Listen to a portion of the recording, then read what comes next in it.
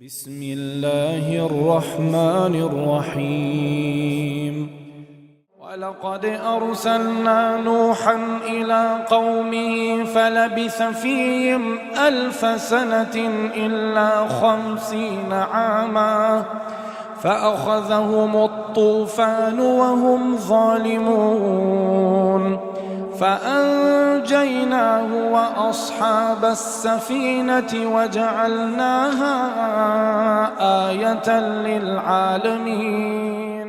السلام عليكم ورحمة الله وبركاته.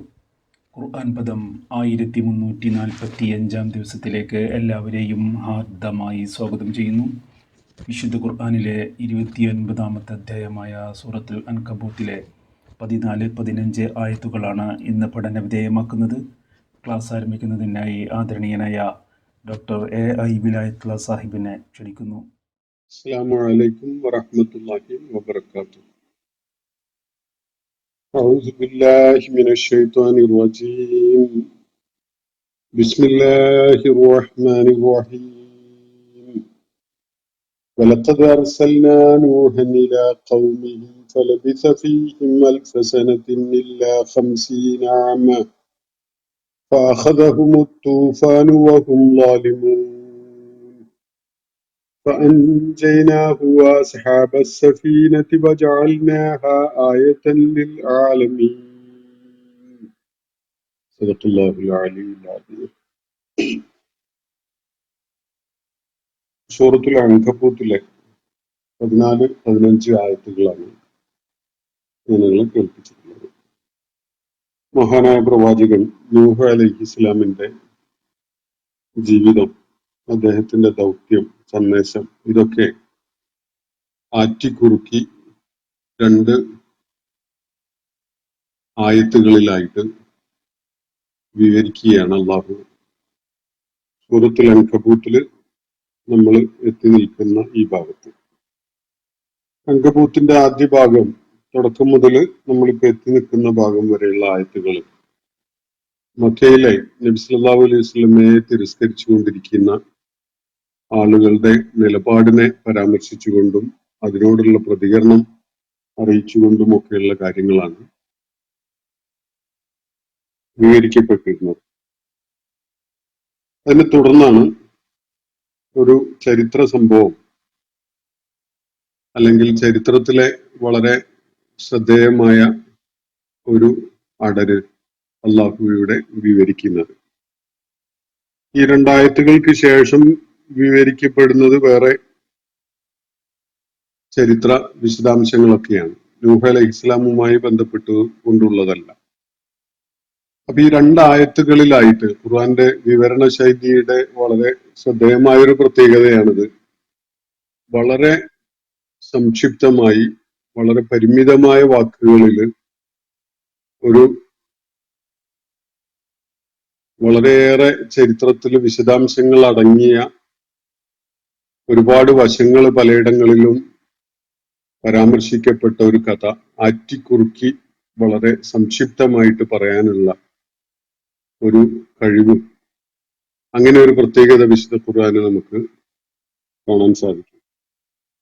ഇവിടെ നൂഹ് അലൈഹിസ്സലാമിന്റെ ദൗത്യത്തെക്കുറിച്ചും അദ്ദേഹത്തിന്റെ ജീവിതത്തെക്കുറിച്ചൊക്കെ പരാമർശിക്കുന്നതിന് ഈ സൂറത്തിന്റെ ഈ ഭാഗത്ത് പ്രത്യേകിച്ച് ഒരു സാങ്കത്യമുണ്ട്. മക്കയിലെ ആളുകളുടെ നിലപാടുകൾ കാരണമായി ആദ്യകാല മുസ്ലിങ്ങൾ നേരിട്ട അങ്ങേയറ്റം പ്രതിസന്ധി നിറഞ്ഞ ജീവിത സാഹചര്യങ്ങളെ പരാമർശിച്ചുകൊണ്ടാണ് ഇതിന്റെ മുമ്പുള്ള ആയത്തുകളിൽ അള്ളാഹു ചില കാര്യങ്ങൾ ചൂണ്ടിക്കാണിക്കുകയുണ്ടായത്. എന്നാൽ ഇവിടെ അള്ളാഹു ചരിത്രത്തിലെ ഒരു ശ്രദ്ധേയമായൊരു സംഭവം പരാമർശിക്കുന്നത് 2 നിലക്ക് ഈ സംഗതികളുമായി ബന്ധപ്പെട്ടുകൊണ്ടുള്ളതാണ്. ഒന്ന്, നിഷേധികളുടെ നിലപാട് മക്കയിലുള്ള, ഇപ്പോ മുഹമ്മദ് നബി സല്ലല്ലാഹു അലൈഹി വസല്ലമയോട് വിരോധം കാണിച്ചുകൊണ്ട്, ശത്രുത കാണിച്ചുകൊണ്ട്, അദ്ദേഹത്തെ നിഷേധിച്ചുകൊണ്ട് നിലകൊള്ളുന്ന മക്കയിലെ പ്രമുഖന്മാർ, അവരുടെ നിലപാടില് പുതുമയൊന്നുമില്ല. ചരിത്രത്തിൽ ഇതുപോലെയുള്ള നിലപാട് സ്വീകരിച്ച് ധാരാളം ആളുകൾ കഴിഞ്ഞു പോയിട്ടുണ്ട് എന്ന നിലക്ക് ഈ സംഭവം ഇവിടെ പരാമർശം അർഹിക്കുന്നതാണ്. അതേപോലെ തന്നെ വളരെ വലിയ വൈകാരികമായ അവസ്ഥകളിലൂടെ കടന്നു പോകേണ്ടി വരുന്ന മക്കയിലെ ആദ്യകാല വിശ്വാസികൾ, അവര് പലവിധ സമ്മർദ്ദത്തിലും അകപ്പെടുന്ന ആളുകളാണ്. ആ സമ്മർദ്ദങ്ങളെ എങ്ങനെ കൈകാര്യം ചെയ്യണം എന്നതാണ് നമ്മൾ പഠനവിധേയമാക്കിയ ആയത്തുകളിൽ അള്ളാഹു വിശ്വാസികളെ അറിയിക്കുന്നത്. മാതാപിതാക്കള്, അടുത്ത ബന്ധുക്കള്, നാട്ടിലെ പ്രമുഖന്മാര്, ഇവരൊക്കെ അള്ളാഹുവിന്റെ ഏകത്വത്തെ തള്ളിക്കളയുവാനും ബഹുത്വത്തിന്റെ ജീവിത സരണിയിലേക്ക് തന്നെ തിരിച്ചു ചെല്ലാനും ഒക്കെ അവരുടെ മേല് കടുത്ത സമ്മർദ്ദം ചെലുത്തിക്കൊണ്ടിരിക്കുകയാണ്. അത് പല ഘട്ടങ്ങളിലും അവരിൽ വലിയ മാനസികമായ പ്രയാസവും അതുപോലെ പ്രതിസന്ധിയൊക്കെ സൃഷ്ടിക്കുകയുണ്ടായിട്ടുള്ളതാണ്. അതിനെ എങ്ങനെ നേരിടണം എന്നതാണ് മുകളിൽ പറയുകയുണ്ടായത്. ഇവിടെ അള്ളാഹു നൂഹ് അലൈഹിസ്സലാമിന്റെ ചരിത്ര പരാമർശം നടത്തിക്കൊണ്ട് ആ ആദ്യകാല വിശ്വാസികൾക്ക് കൂടി കരുത്ത് പകരുന്ന വിധത്തിൽ ഒരു കാര്യം പറയുകയാണ്. നിങ്ങളുടേത് ഒരു പക്ഷേ 5-10 വർഷങ്ങൾ മാത്രം നീണ്ടു നിന്ന പ്രതിസന്ധിയുടെ ഒരു കാലമാണെങ്കിൽ, ചരിത്രത്തിലൊരു പ്രവാചകൻ 1000-ഓളം വർഷങ്ങൾ ഇത്തരം ചെറുത്തുനിൽപ്പും എതിർപ്പും നിഷേധവും ഒക്കെ നേരിട്ടുകൊണ്ട് ജീവിച്ച ഒരു സംഭവമുണ്ട്. നിങ്ങൾ അതൊന്ന് പരിശോധിച്ചു നോക്കൂ എന്ന നിലക്ക് മക്കയിലെ ആളുകളെ അള്ളാഹു കേൾപ്പിക്കുന്നതായിട്ട് നമുക്ക് മനസ്സിലാക്കാൻ സാധിക്കും. ഈ ആയത്തുകൾ, നൂഹ് അലൈഹി ഇസ്ലാമുമായി ബന്ധപ്പെട്ടുകൊണ്ടുള്ള ഈ ആയത്തുകൾ ഈ ഒരു കോണ്ടെക്സ്റ്റിൽ കൊണ്ടുവന്നതിന് ഞാൻ ആ ആയത്തുകൾ വിശദമായിട്ട് നിങ്ങളെ കേൾപ്പിക്കാം. വലഖദ് അർസൽനാ നൂഹൻ ഇലാ ഖൗമിഹി, നിശ്ചയമായിട്ടും നൂഹിനെ നാം അദ്ദേഹത്തിന്റെ ജനതയിലേക്ക് നിയോഗിച്ചയച്ചു. നൂഹ് അലൈഹി ഇസ്ലാമിനെ അള്ളാഹു പ്രവാചകനായി തന്റെ ജനതയിലേക്ക് നിയോഗിച്ചയച്ച കാര്യമാണ് അള്ളാഹു ഇവിടെ പറയുന്നത്. മനുഷ്യോൽപത്തി മുതൽ നൂഹ് അലൈഹി ഇസ്ലാമിന്റെ കാലം വരെയുള്ള മനുഷ്യ സമൂഹം ഒരൊറ്റ സമുദായമായി, ഒരു ഭാഷ സംസാരിക്കുന്ന ഒരു സംസ്കാരത്തിന്റെ ആളുകളായി നിലകൊണ്ടിരുന്നവരായി വിശുദ്ധ ഖുർആൻ സൂചന നൽകുന്നുണ്ട്. ഇവിടെ നൂഹ് അലൈഹി ഇസ്ലാമിനെ ആ കാലഘട്ടത്തിൽ ലോകത്ത് ജീവിച്ചിരിക്കുന്ന മുഴുവൻ മനുഷ്യരിലേക്കുമായിട്ട് നിയോഗിച്ചതാണ് എന്ന സൂചനയാണ് ഖുർആനിൽ നിന്ന് ലഭിക്കുന്നത്. അപ്പോ നൂഹിനെ തന്റെ ജനതയിലേക്ക് നിശ്ചയമായിട്ടും നാം ദൂതനായിട്ട് നിയോഗിച്ചയക്കുകയുണ്ടായി എന്നാണ് അള്ളാഹു ഇവിടെ പറയുന്നത്. ആ കാലഘട്ടത്തില് നൂഹ് അലൈഹിസ്സലാം ജീവിച്ച ആ ഭൂപ്രദേശത്ത് മാത്രമായിരുന്നു ജനവാസം ഉണ്ടായിരുന്നത്, അല്ലെങ്കിൽ ജനവാസം ഉണ്ടായിരുന്ന മുഴുവൻ ഭൂപ്രദേശങ്ങളിലേക്കുമായിട്ടാണ് നൂഹ് അലൈഹിസ്സലാമിനെ നിയോഗിച്ചിരുന്നത് എന്ന് മനസ്സിലാക്കാൻ സാധിക്കും. അപ്പൊ വലഖദ് അർസൽനാ നൂഹൻ ഇലാ ഖൗമിഹി, നൂഹിനെ അദ്ദേഹത്തിന്റെ ജനതയിലേക്ക് നാം നിയോഗിച്ചയച്ചു. ഫലബിസ ഫീഹിം അൽഫ സനത്തിൻ ഇല്ലാ 50 ആമ, അങ്ങനെ അദ്ദേഹം അവർക്കിടയിൽ വസിച്ചു. 1000 വർഷങ്ങൾ, 50 വർഷം മാത്രമാണ് കുറവുള്ളത്. അത്രത്തോളം ദീർഘമായ ഒരു കാലം അദ്ദേഹം അവർക്കിടയിൽ അള്ളാഹുവിന്റെ ദൂതനായി അവരെ സത്യമാർഗത്തിലേക്ക് ക്ഷണിക്കുന്നവനായിക്കൊണ്ട് ജീവിക്കുകയുണ്ടായി. ഫലബിസ ഫീഹിം അൽഫ സനത്തിൻ, അള്ളാഹു വിവരിക്കുന്ന അങ്ങനെയാണ്, 1000 വർഷങ്ങൾ അദ്ദേഹം അവർക്കിടയിൽ ജീവിക്കുകയുണ്ടായി. ഇല്ലാ 50 ആമ, ഒരു 50 വർഷം മാത്രമേ അതിന്ന് കുറക്കേണ്ടതുള്ളൂ. അത്രയും ഡ്യൂറേഷൻ നൂഹ് അലൈഹിസ്സലാം ആ സമൂഹത്തിൽ ജീവിക്കുകയുണ്ടായി. ബൈബിള് നൽകുന്ന സൂചന 950 വർഷമാണ് നൂഹിന്റെ ആകെ ഉണ്ടായിരുന്ന ആയുസ് എന്നതാണ്. 600 വർഷം അദ്ദേഹം പ്രവാചകനായിക്കൊണ്ട് ഈ പ്രളയത്തിന്റെ മുമ്പ് പ്രവാചകൻ എന്നുള്ള നിലക്ക് ദൗത്യം നിർവഹിച്ചുകൊണ്ട് ജീവിച്ച കാലവും, 350 വർഷം പ്രളയത്തിന് ശേഷം അള്ളാഹു നൂഹ് അലൈഹി ഇസ്ലാമിനെയും അദ്ദേഹത്തെ പിൻപറ്റിക്കൊണ്ട് അദ്ദേഹത്തോടൊപ്പം കപ്പലിൽ കയറാൻ സന്നദ്ധരായ ആളുകളെയും രക്ഷപ്പെടുത്തിയതിനെ തുടർന്ന് അവര് സുരക്ഷിതമായൊരു പ്രദേശത്ത് പിന്നീട് 350 വർഷവും ജീവിച്ചു എന്നതാണ് ബൈബിള് നൽകുന്ന, ഓൾഡ് ടെസ്റ്റമെന്റ് നൽകുന്ന സൂചന. പക്ഷെ ഇത് ഖുർആൻ അംഗീകരിക്കുന്നില്ല. അള്ളാഹു ഇവിടെ പറയുന്നത് 950 വർഷം അവരിൽ, തന്റെ ജനതയിൽ നൂഹ് അലൈഹിസ്സലാം തന്റെ ദൗത്യം നിർവഹിച്ചുകൊണ്ട് ജീവിച്ചു എന്നാണ്. നൂഹ് അലൈഹിസ്സലാമിന് ഖുർആന്റെ സൂചന അനുസരിച്ച് 950-ലേറെ വർഷങ്ങൾ ജീവിച്ചിട്ടുണ്ടാവാൻ സാധ്യതയുണ്ട്. കാരണം ഏതൊരാളും പ്രവാചകനായിട്ട് ദൗത്യം ഏൽപ്പിക്കപ്പെടുന്നത് വളർച്ചയെത്തി, പക്വതയെത്തി, മുതിർന്ന ഒരാളായതിനു ശേഷമാണ്. അപ്പോ പ്രവാചകത്വം ലഭിക്കുന്നതിന് മുമ്പുള്ള വർഷങ്ങൾ 10-40 വർഷമൊക്കെ ഉണ്ടാവാൻ സാധ്യതയുണ്ട്. പിന്നെ പ്രളയത്തിന് ശേഷം നൂഹ് അലൈഹിസ്സലാം പ്രളയത്തെ അതിജീവിച്ചു എന്ന സൂചന ഖുർആൻ നൽകുന്നുള്ളത് കൊണ്ട് അതിനുശേഷം കുറച്ചു കാലം ജീവിച്ചിട്ട് ഉണ്ടാവാനും സാധ്യതയുണ്ട്. അപ്പോ ഈ രണ്ട് സൂചനകൾ, യുക്തിപരമായ സൂചനകൾ വെച്ച് മനസ്സിലാക്കുമ്പോൾ നൂഹ് അലൈഹിസ്സലാം 950 വർഷങ്ങളിലേറെ, ഒരുപക്ഷെ 1000-ലേറെ വർഷങ്ങൾ ജീവിച്ചിരുന്നിട്ടുണ്ടാവാൻ സാധ്യതയുണ്ട് എന്നതാണ് നമുക്ക് വിശുദ്ധ ഖുർആന്റെ അടിസ്ഥാനത്തിൽ മനസ്സിലാക്കാൻ പറ്റുന്നത്. ബൈബിള് നൽകുന്ന സൂചന ഞാൻ നിങ്ങളോട് പറയുകയുണ്ടായി. പ്രളയത്തിന് മുമ്പ് 600 വർഷങ്ങളും പ്രളയശേഷം 350 വർഷങ്ങളും എന്ന നിലക്കാണ്. അത് പക്ഷേ ഖുർആന്റെ വിവരണത്തിനോട് യോജിക്കുന്ന ഒരു വിവരണമല്ല. വലഖദ് അർസൽനാ നൂഹൻ ഇലാ ഖൗമിഹി ഫലബിസ ഫീഹിം അൽഫ സനത്തിൻ ഇല്ലാ 50 ആമ. അങ്ങനെ അദ്ദേഹം ആ ജനതയിൽ അവർക്കിടയിൽ അവരെ സത്യമാർഗത്തിലേക്ക് പ്രബോധനം ചെയ്തുകൊണ്ട് 1000 വർഷങ്ങളോളം അവർക്കിടയിൽ ജീവിച്ചു. 50 വർഷത്തിന്റെ കുറവേ ഉള്ളൂ. അപ്പോ പ്രളയത്തിന്റെ മുമ്പുള്ള 950 വർഷത്തെ ദൗത്യ നിർവഹണ ജീവിതമാണ് അള്ളാഹുവിടെ പരാമർശിക്കുന്നത്. തൂഫാനു. അങ്ങനെ അതിനെ തുടർന്ന് സുദീർഘമായ, ഒരുപക്ഷെ ചരിത്രത്തിലെ ഏറ്റവും ദൈർഘ്യമേറിയ കാലം ദൗത്യം നിർവഹിച്ചുകൊണ്ട് കഴിഞ്ഞ പ്രവാചകൻ നൂഹ് അലൈഹിസ്സലാം ആയിരിക്കും.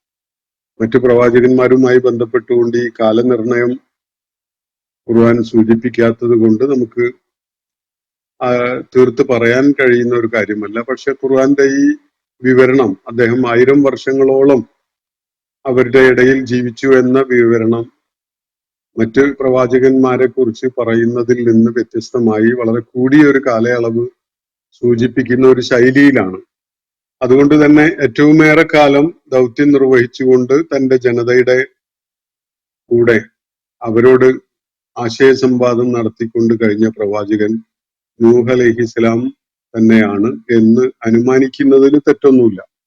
അപ്പൊ അള്ളാഹു കൂടെ പറയുന്ന ഫഅഖദഹുമുത് തൂഫാനു, അതിനെ തുടർന്ന് അവരെ പ്രളയം പിടികൂടുകയുണ്ടായി, തൂഫാൻ പിടികൂടുകയുണ്ടായി എന്ന് പറഞ്ഞാൽ അവരുടെ വഹും ലാലിമൂൻ, അവരുടെ അക്രമ പ്രകൃതം കാരണമായിട്ട്, അവരുടെ ധിക്കാരവും അനുസരണക്കേടും അള്ളാഹുവിന്റെ പ്രവാചകന് വേണ്ട പരിഗണന കൊടുക്കാതിരുന്നതും സത്യനിഷേധവും ഒക്കെ കാരണമായിട്ട്, അവരുടെ ദുൽമ കാരണമായിട്ട് അവരെ പ്രളയം പിടികൂടുകയുണ്ടായി എന്നാണ് അള്ളാഹു ഇവിടെ വ്യക്തമാക്കുന്നത്. തൂഫാനാണ് ഇവിടെ പരാമർശിക്കപ്പെടുന്നത്. തൂഫാൻ എന്നൊരു പ്രയോഗം ഒരു പക്ഷേ ഇംഗ്ലീഷിലെ ടൈഫൂൺ എന്നൊരു വാക്ക് വന്നിട്ടുണ്ടാവുക ഈ പദത്തിൽ നിന്നാണ് എന്നും അനുമാനിക്കപ്പെടുന്നുണ്ട്. ടൈഫൂൺ എന്ന് പറയുന്നത് ഒരു കൊടുങ്കാറ്റാണ്.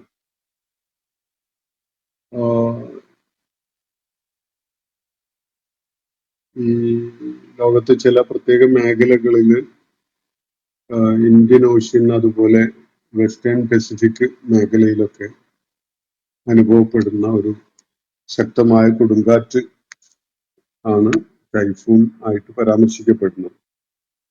എന്നാൽ ഈ വാക്ക് വന്നിട്ടുണ്ടാവാൻ സാധ്യതയുള്ളത് നൂഹ് അലൈഹി ഇസ്ലാമിന്റെ പ്രളയത്തെ പരാമർശിക്കുന്ന തൂഫാൻ എന്ന വാക്കിൽ നിന്നാണ് എന്ന് അനുമാനിക്കപ്പെടുന്നത്. പ്രളയത്തിന്റെ കാരണമായി, അല്ലെങ്കിൽ അതിശക്തമായ പ്രളയം, ജലവിധാനം വാനോളം ഉയരുന്ന വിധത്തിലുള്ള ഇളകിമറിയൽ ഉണ്ടാവാൻ കാരണമായത് ഒരു പക്ഷേ ഇത്തരം അതിശക്തമായ ഒരു കൊടുങ്കാറ്റ് കാരണമായിട്ടാവണം. എന്തായാലും അള്ളാഹു ഇവിടെ പറയുന്നത് അവരുടെ ധിക്കാരവും അക്രമവാസനയും സത്യനിഷേധവും അവരുടെ നുൽമുക്ക് കാരണമായിട്ട് അവരെ പ്രളയം പിടികൂടുകയുണ്ടായി എന്നാണ്. 950 വർഷം, ഏറ്റവും ചുരുങ്ങിയത് 950 വർഷം ഈ സമൂഹത്തിന് നൂഹ് അലൈഹിസ്സലാം സത്യദർശനം കേൾപ്പിക്കുകയുണ്ടായിട്ടുണ്ട്. അതിനെ തുടർന്നാണ് അത്രയും നീണ്ട കാലം ഇവരുടെ ഭാഗത്ത് നിന്ന് ശക്തമായ സത്യനിഷേധം ഉണ്ടായതിനെ തുടർന്നാണ് പ്രളയത്തിലൂടെ അവരുടെ മേൽ ദൈവിക നടപടി ഉണ്ടായത് എന്നാണ് ഖുർആൻ സൂചിപ്പിക്കുന്നത്. ഫഅൻജയ്നാഹു വഅസ്ഹാബ സഫീനത്തി, അങ്ങനെ പ്രളയത്തെ തുടർന്ന് നാം അദ്ദേഹത്തെയും അതുപോലെ കപ്പലിന്റെ ആളുകളെയും, അസ്ഹാബ സഫീനത്ത് അതൊരു കോമൺ ആയ ഒരു പദമാണ് അസ്ഹാബ് എന്നുള്ളത്. അസ്ഹാബുൽ കഹ്ഫ്, അസ്ഹാബുൽ ഐക്കത്ത്, ഇങ്ങനെയൊക്കെയുള്ള പ്രയോഗം ഖുർആനിൽ കാണാം. ഓരോ കോണ്ടെക്സ്റ്റിലും ആ സന്ദർഭത്തിനോട് യോജിക്കുന്ന ഒരു അർത്ഥസൂചനയാണ് അതിലുണ്ടാവുക. അസ്ഹാബുൽ കഹ്ഫിന് പലപ്പോഴും നമ്മൾ ഗുഹാവാസികൾ എന്നാണ് പറയാറുള്ളത്. അസ്ഹാബുൽ ഐക്യത്തിന് ഐക്യ നിവാസികൾ എന്ന അർത്ഥത്തിലാണ് നമ്മൾ മനസ്സിലാക്കാറുള്ളത്. ഇവിടെ അസ്ഹാബു സഫീനയാണ് അള്ളാഹു സൂചിപ്പിക്കുന്നത്. സഫീനത്ത് എന്ന് പറഞ്ഞ കപ്പലാണ്. അൻജയ്നാഹു, അദ്ദേഹത്തെ നാം രക്ഷപ്പെടുത്തുകയുണ്ടായി. അതുപോലെ വഅസ്ഹാബ സഫീനത്തി, കപ്പലിന്റെ ആളുകളെയും. കപ്പലിൽ നൂഹ് അലൈഹി ഇസ്ലാമിനോടൊപ്പം സത്യവിശ്വാസം ഉൾക്കൊണ്ടുകൊണ്ട് അദ്ദേഹത്തോടൊപ്പം ചേരാൻ സന്നദ്ധരായ, പ്രളയത്തെ അതിജീവിക്കാൻ വേണ്ടി കപ്പലിൽ കയറാൻ കൂട്ടാക്കിയ ആളുകളെയും നാം രക്ഷപ്പെടുത്തുകയുണ്ടായി. വജഅൽനാഹ ആയതൻ ലിൽ ആലമീൻ, എന്നിട്ട് അള്ളാഹു പറയുന്നത്, എന്നിട്ട് അതിനെ നാം ലോകർക്കായുള്ള ഒരു ദൃഷ്ടാന്തമായി നിശ്ചയിക്കുകയും ചെയ്തു എന്നാണ്. വജഅൽനാഹ എന്നാണ് അതിന്റെ സൂചന സഫീനത്തിലേക്കാണ് എന്നത് കാണാൻ കഴിയും. ആ കപ്പലിനെ, അതല്ലെങ്കിൽ ഈ സംഭവത്തെ എന്നും പറയാം, നൂഹ് അലൈഹി ഇസ്ലാമുമായി ബന്ധപ്പെട്ടുകൊണ്ടുള്ള ഈ ചരിത്ര സംഭവത്തെ ലോകർക്ക് ഒരു പാഠമായിട്ട്, ഒരു ദൃഷ്ടാന്തമായിട്ട്, അവർക്ക് ഒരു വഴികാട്ടിയാവുന്ന ഒരു സൂചകമായിട്ട് നാം നിശ്ചയിക്കുകയുണ്ടായി എന്നൊരു വായനക്ക് സാധ്യതയുണ്ട്. എന്നാൽ പ്രാഥമികമായിട്ട് ഇത് സഫീനത്തിനെ പരാമർശിക്കുന്ന ഒരു പ്രയോഗമാണെന്ന് കാണാൻ കഴിയും. ജഅൽനാഹ, ആ ജഅൽനാഹ എന്നുള്ള ആ പ്രോനൗൺ അത് സഫീനത്തിനെ പരാമർശിക്കുന്നതാണ് എന്ന് അനുമാനിക്കുന്നതിലാണ് കൂടുതൽ സാധ്യതയുള്ളത്. അങ്ങനെ നാം അതിനെ ലോകർക്കായി ഒരു ദൃഷ്ടാന്തമാക്കി നിശ്ചയിക്കുകയും ചെയ്തു എന്നാണ് അല്ലാഹു പറയുന്നത്. തീർന്നു. ഈ രണ്ടായത്തുകളിലായിട്ട് നൂഹ് അലൈഹി ഇസ്ലാമിന്റെ വളരെ സംഭവബഹുലമായ ആ ദൗത്യ നിർവഹണ ജീവിതം ഖുർആൻ ഇവിടെ വളരെ സംക്ഷിപ്തമായിട്ട് എന്നാൽ വളരെ സമഗ്രമായിട്ട് തന്നെ പരാമർശിക്കുകയാണ്. യഥാർത്ഥത്തിൽ വിശുദ്ധ ഖുർആനിൽ വളരെയേറെ ആവർത്തിച്ച് പരാമർശം വന്നിട്ടുള്ള ഒരു ഒരു പ്രവാചകനും പ്രവാചക ദൗത്യവുമാണ് നൂഹ് അലൈഹി ഇസ്ലാമിനെ ബന്ധപ്പെട്ടുകൊണ്ടുള്ളത്. സൂറത്ത് ആലി ഇമ്രാനിലെ 33 മുതൽ 34 വരെയുള്ള ആയത്തുകള്, സൂറത്ത് നിസായിലെ 163 ആയത്ത്, അതുപോലെ സൂറത്തുൽ അൻആമിലെ 84 ആയത്ത്, അങ്ങനെ തുടങ്ങിയിട്ട് ഒരുപാട് സൂറത്തുകളിൽ നൂഹ് അലൈഹി ഇസ്ലാമിനെ പരാമർശിക്കുന്നുണ്ട്. പിന്നെ വിശുദ്ധ ഖുർആനിൽ നൂഹ് എന്ന പേരിൽ തന്നെ ഒരു സൂറത്തും കാണാം, 71 സൂറത്ത്. അത് തുടക്കം മുതൽ അവസാനം വരെ നൂഹ് അലൈഹി ഇസ്ലാമുമായി ബന്ധപ്പെട്ടുകൊണ്ടുള്ള വിവരണമാണ് ആ സൂറത്തിൽ ഉള്ളത്. കൂടാതെ വീണ്ടും സൂറത്തുൽ ഖമറിലും സൂറത്തു സോഫാത്തിലും സൂറത്തുൽ ഹാഖയിലും ഒക്കെ തന്നെ ധാരാളം പരാമർശങ്ങൾ നൂഹ് അലൈഹി ഇസ്ലാമുമായി ബന്ധപ്പെട്ടുകൊണ്ടുണ്ട്. അത്രയേറെ പരാമർശിക്കപ്പെടുന്നത് മൂസ അലൈഹി ഇസ്ലാമിന്റെ സംഭവങ്ങൾ വിവരിക്കുന്നത് പോലെ തന്നെ, അല്ലെങ്കിൽ അതിനേക്കാളേറെ ഈ പരാമർശങ്ങൾ വരുന്നത് മനുഷ്യ സമൂഹത്തിന് നൂഹ് അലൈഹിസ്സലാമിന്റെ അനുഭവങ്ങളിൽ നിന്ന് പാഠം ഉൾക്കൊള്ളാനുണ്ട് എന്നതുകൊണ്ട് തന്നെയായിരിക്കണം. മുഹമ്മദ് നബി സല്ലല്ലാഹു അലൈഹി വസല്ലമയുടെ ആദ്യകാല അനുയായികള് മക്കയിൽ നേരിട്ടുകൊണ്ടിരുന്ന അത്യന്തം പ്രയാസകരമായ ആ സാഹചര്യം, അവരിലൊരു സംഘം എത്യോപ്യയിലേക്ക് പലായനം ചെയ്യുക പോലും ഉണ്ടായി. ഈ സൂറത്ത് അവതരിക്കുന്നതിന്റെ മുമ്പായിട്ട് ഒരു സംഘം എത്യോപ്യയിലേക്ക് ഹിജറ ചെയ്യുകയുണ്ടായി. എന്നിട്ടും മക്കയിലെ സാഹചര്യം അവരെ സംബന്ധിച്ചിടത്തോളം ആശ്വാസകരമായി മാറിയിട്ടുണ്ടായിരുന്നില്ല. ഈ ഒരു ഘട്ടത്തിലാണ് നൂഹിനോടൊപ്പം സത്യമാർഗം അവലംബിച്ച ആളുകളും ഒക്കെ വളരെ ദീർഘമായ ഒരു കാലം തന്നെ ആ പ്രതിസന്ധി നിറഞ്ഞ, പ്രയാസങ്ങൾ നിറഞ്ഞ സാഹചര്യത്തിലൂടെ കടന്നു പോകേണ്ടി വന്ന കാര്യം അള്ളാഹു ഇവിടെ പരാമർശിക്കുന്നത്. മക്കയിലെ ആളുകൾക്ക് എന്ന പോലെ പിൽക്കാലത്ത് ഇതുപോലെയുള്ള സമാനമായ സാഹചര്യങ്ങളിലൂടെ കടന്നു പോകുന്ന ആളുകൾക്കൊക്കെ തന്നെയും ഇതിൽ വലിയ പാഠം അടങ്ങിയിട്ടുണ്ട്. അവർക്ക് പ്രയോജനകരമായ പല സൂചനകളും ഈ സംഭവങ്ങളിൽ അവർക്ക് അടങ്ങിയിട്ടുണ്ട് എന്ന് കാണാൻ കഴിയും. നൂഹ് അലൈഹി ഇസ്ലാമിന്റെ കപ്പലിനെയാണ് ഇവിടെ ലോകർക്കുള്ള ദൃഷ്ടാന്തമായിട്ട് നാം നിശ്ചയിക്കുകയുണ്ടായി എന്ന വിധത്തിൽ സൂചിപ്പിക്കുന്നത്. ഈ കപ്പലിനെ കുറിച്ച് ബൈബിളിലും ഖുർആനിലും തന്നെ ധാരാളം പരാമർശങ്ങളുണ്ട്. ഈ പ്രളയത്തിന്റെ ഈ കപ്പലിന്റെ ഒരു പ്രത്യേകത ബൈബിളുമായി ബന്ധപ്പെട്ടുകൊണ്ടുള്ള വിവരണങ്ങളിൽ നിന്ന് മനസ്സിലാക്കാൻ പറ്റുന്ന കുറെ കാര്യങ്ങളുണ്ട്. ഇതിന്റെ നിർമ്മാണവുമായി ബന്ധപ്പെട്ടുകൊണ്ടുള്ള ഒരുപാട് കാര്യങ്ങൾ ഖുർആൻ സൂചിപ്പിക്കുന്നതുമുണ്ട്.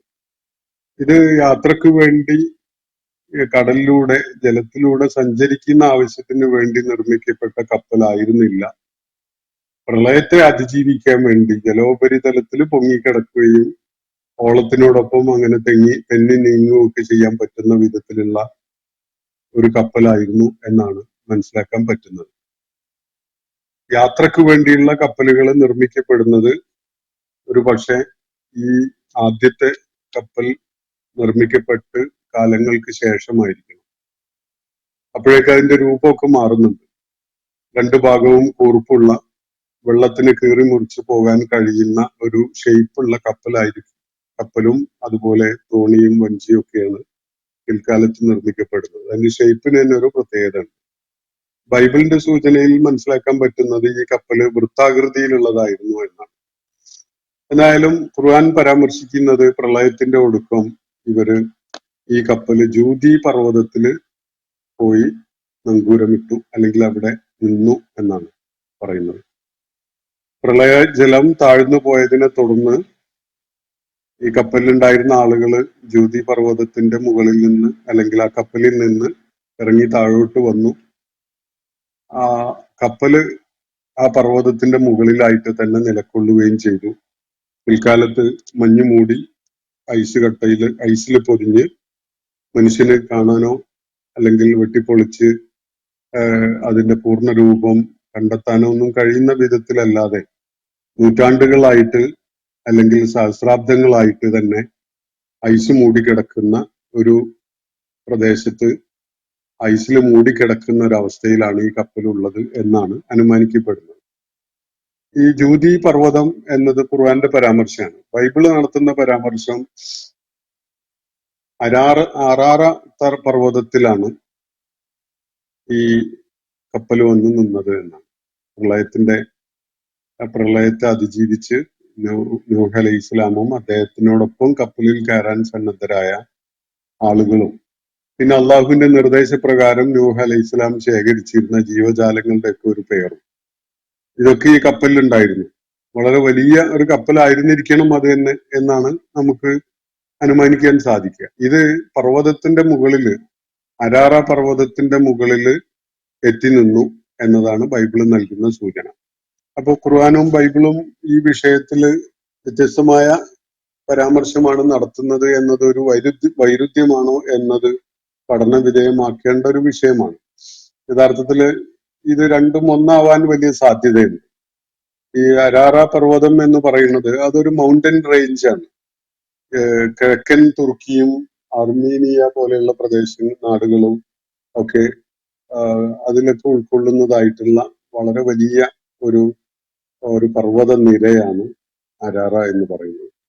ജൂതി എന്നത് ഈ പർവ്വതനിരയിൽ ഏതോ ഒരു പ്രത്യേക ഭാഗത്തെ ഒരു മലയോ ഒരു ഭാഗം പരാമർശിക്കുന്ന ഒരു പേരാണ് എന്ന് മനസ്സിലാക്കുന്നതിന് വലിയ സാധ്യതയുണ്ട്. അത് അരാര പർവ്വതത്തിന്റെ തന്നെ സിറിയ, ഇറാഖ് ഭാഗത്തേക്ക് നീണ്ടു കിടക്കുന്ന ഭാഗത്തെ ഒരു പ്രത്യേകമായ സ്ഥലത്തെയാണ് ഈ ജൂതി എന്നതുകൊണ്ട് സൂചിപ്പിക്കുന്നത് എന്നാണ് ചൂണ്ടിക്കാണിക്കപ്പെടുന്നത്. എന്തായാലും ബൈബിള് പരാമർശിക്കുന്ന അരാര പർവ്വതത്തിന്റെ തന്നെ ഒരു പ്രത്യേക സ്പോട്ട്, പ്രത്യേകമായ ഒരു ഭാഗത്ത് ജൂതി പർവ്വതത്തിന്റെ മുകളിൽ ഈ കപ്പൽ വന്നു നിന്നു എന്നത് എന്ന നിലക്കാണ് അത് മനസ്സിലാക്കപ്പെടാനുള്ള ഒരു സാധ്യതയുള്ളത്. നബി സല്ലല്ലാഹു അലൈഹി വസല്ലമയുടെ തൊട്ടുടനെയുള്ള കാലത്ത്, സഹാബിമാരൊക്കെ ജീവിച്ചിരിപ്പുണ്ടായിരുന്ന കാലത്ത് തന്നെ ഈ പ്രദേശത്ത് ഈ കപ്പലിന്റെ ആകാരം തോന്നിപ്പിക്കുന്ന ഒരു ഘടന തോന്നിപ്പിക്കുന്ന ഒരു ഭാഗം സഹാബിമാരുടെ കാലത്ത് തന്നെ കണ്ടെത്തിയിരുന്നു എന്നൊക്കെ പഴയ തഫ്സീറുകളിലുള്ള സൂചനകൾ കാണാൻ കഴിയും. സമീപകാലത്ത് വിമാനയാത്രയൊക്കെ തുടങ്ങിയതിനെ തുടർന്ന് ഈ കിഴക്കൻ തുർക്കിയുടെ പ്രദേശത്ത് അരാര പർവ്വതത്തിന്റെ മുകളിലായിട്ടും കപ്പലിനോട് സാദൃശ്യമുള്ള ഒരു രൂപം കാണപ്പെടുകയുണ്ടായിട്ടുണ്ട്. അത് മഞ്ഞു മൂടി കിടക്കുന്ന ഒരു പ്രദേശമാണ്. എന്നാൽ കൃത്യമായിട്ട് നൂഹ് അലൈഹി ഇസ്ലാമിന്റെ കപ്പല് തന്നെയാണ് ഇത് എന്ന നിലക്ക് മനസ്സിലാക്കാൻ വേണ്ട പഠനങ്ങളൊന്നും ഒരു കൺഫർമേഷനിലേക്ക് എത്തിയിട്ടില്ല എന്നാണ് ഞാൻ മനസ്സിലാക്കുന്നത്. പക്ഷെ പൊതുവെ ഈ സന്ദർശകര് ഖുർആന്റെ ചരിത്ര ഭൂമി സന്ദർശിക്കുന്ന ആളുകളൊക്കെ തന്നെ ആ പരിസരത്തൂടെ കടന്നു പോവുകയും അത് നൂഹ് അലൈഹി ഇസ്ലാമിന്റെ കപ്പലിന്റെ ഉയർന്നു നിൽക്കുന്ന, തള്ളി നിൽക്കുന്ന ഭാഗമാണ് എന്ന നിലയ്ക്ക് മനസ്സിലാക്കുകയൊക്കെ ചെയ്യുന്നുണ്ട്. അപ്പോ അത് അങ്ങനെയൊക്കെ തന്നെ ആവാനുള്ള സാധ്യത വളരെ കൂടുതൽ ആണ് എന്ന് മനസ്സിലാക്കുകയാണ്. അപ്പോ ഈ കപ്പലിന്റെ നിർമ്മാണത്തെ പരാമർശിച്ചുകൊണ്ട് ഖുർആനില് സൂറത്തുൽ ഖമറില് ഒരു വളരെ സഹായകമായ ഒരു പരാമർശം കാണാം. അതുപോലെ സൂറത്ത് ഹൂദില് കുറച്ചുകൂടി വിശദാംശങ്ങള് 40-ാമത്തെ ആയത്തില് അതിന്റെ നിർമ്മാണവുമായി ബന്ധപ്പെട്ടുകൊണ്ടുള്ള ചില കാര്യങ്ങളൊക്കെ സൂചിപ്പിക്കുന്നത് കാണാം. അതുപോലെ ഇത്രയൊക്കെയാണ് ഈ കപ്പലുമായി ബന്ധപ്പെട്ടുകൊണ്ട്. അപ്പോ ബൈബിളിൽ പരാമർശിക്കപ്പെടുന്ന നൂഹ് അലൈഹി ഇസ്ലാം, അതുപോലെ വിശുദ്ധ ഖുർആൻ വിവരിക്കുന്ന നൂഹ് അലൈഹി ഇസ്ലാം, ഈ രണ്ട് ചരിത്ര സ്രോതസ്സുകളായിട്ട് നമുക്ക് നമ്മുടെ മുന്നിലുള്ള ഈ സംഗതികൾ വെച്ചുകൊണ്ട് എന്താണ് നൂഹ് അലൈഹി ഇസ്ലാമിന്റെ ജീവിതാനുഭവങ്ങളിൽ നിന്ന് നമ്മളെ സംബന്ധിച്ചിടത്തോളം പാഠം ഉൾക്കൊള്ളാനുള്ളത് എന്നത് എക്സ്പ്ലോർ ചെയ്യുന്നതാണ് ഫലപ്രദമായ അല്ലെങ്കിൽ പ്രയോജനകരമായ ഒരു കാര്യം എന്നതാണ് നമുക്ക് കാണാൻ കഴിയുക. അപ്പോ ഇന്നത്തെ സെഷൻ ഞാനിവിടെ അവസാനിപ്പിക്കുകയാണ്. സൂറത്തുൽ അൻകബൂത്തിലെ 13, 14, 15 ആയത്തുകളാണ് നമ്മൾ ഇന്ന് പഠനം വിധേയമാക്കിയിട്ടുള്ളത്. ഈ 2 ആയത്തുകളിലായിട്ട് നൂഹ് അലൈഹി ഇസ്ലാമിന്റെ ദൗത്യ നിർവഹണത്തിന്റെ ചരിത്ര സംഭവങ്ങളും അതുപോലെ അവരുടെ ചരിത്ര സംഭവങ്ങളിൽ നിന്ന് പിൽക്കാലത്ത് ലോകത്തെ ജനങ്ങൾക്ക് അവർക്ക് പ്രയോജനപ്പെടുന്നതിന് വേണ്ടി അള്ളാഹു സംരക്ഷിച്ചു വെച്ചിട്ടുള്ള ഒരു ദൃഷ്ടാന്തം എന്നുള്ള നിലക്ക് അവരുടെ ആ നൂഹ് അലൈഹി ഇസ്ലാമിന്റെ ആ കപ്പൽ, ആ സഫീനത്ത്, അതിനെക്കുറിച്ചുള്ള പരാമർശവുമാണ് ഇതിൽ മുഖ്യമായിട്ട് വരുന്നത്. മക്കയിലെ ഇപ്പോഴത്തെ മദീനയിലേക്കുള്ള ഹിജറക്ക് മുമ്പുള്ള ആ കാലത്ത് കഴിഞ്ഞ ദിവസം ഞാൻ സഅദ് ഇബ്നു അബി വഖാസ് റളിയല്ലാഹു അൻഹുവിന്റെ അനുഭവങ്ങളൊക്കെ പറയുകയുണ്ടായല്ലോ. അപ്പൊ അതുപോലെയുള്ള ജീവിത സാഹചര്യങ്ങളിലൂടെ കടന്നു പോകുന്ന ആളുകളെ സംബന്ധിച്ചിടത്തോളം നൂഹ് അലൈഹി ഇസ്ലാമിന്റെ വളരെ ദീർഘമായ കാലത്തെ അള്ളാഹുവിന്റെ ദീനിന്റെ മാർഗത്തിലുള്ള പ്രയത്നത്തെ കുറിച്ചും അത് അദ്ദേഹം നിരന്തരമായി ഏറ്റുവാങ്ങേണ്ടി വന്ന തിരിച്ചടികളെ കുറിച്ചൊക്കെ മനസ്സിലാക്കുന്നത് അവർക്ക് ധൈര്യം പകർന്നു കൊടുക്കുന്നതും അതുപോലെ ആത്മവിശ്വാസം പകർന്നു കൊടുക്കുന്നതും ഒക്കെയായ കാര്യങ്ങളായിട്ട് കാണാൻ സാധിക്കും. ഇന്നത്തെ സെഷൻ ഞാനിവിടെ അവസാനിപ്പിക്കുകയാണ്. വാഖിർ ദഅ്വാന അൽഹംദുലില്ലാഹി റബ്ബിൽ ആലമീൻ. അസ്സലാമു അലൈക്കും വറഹ്മത്തുള്ളാഹി വബറകാതുഹു. ഇന്നത്തെ ഖുർആൻ പദം ഇവിടെ സമാപിക്കുന്നു. ഖുർആൻ പഠനത്തിൽ പങ്കെടുത്ത എല്ലാവർക്കും അല്ലാഹു അർഹമായ പ്രതിഫലം നൽകി അനുഗ്രഹിക്കട്ടെ. വആഖിർ ദഅവാനാ അനിൽ ഹംദുലില്ലാഹി റബ്ബിൽ ആലമീൻ. അസ്സലാമു അലൈക്കും വറഹ്മത്തുള്ളാഹി വബറകാതുഹു.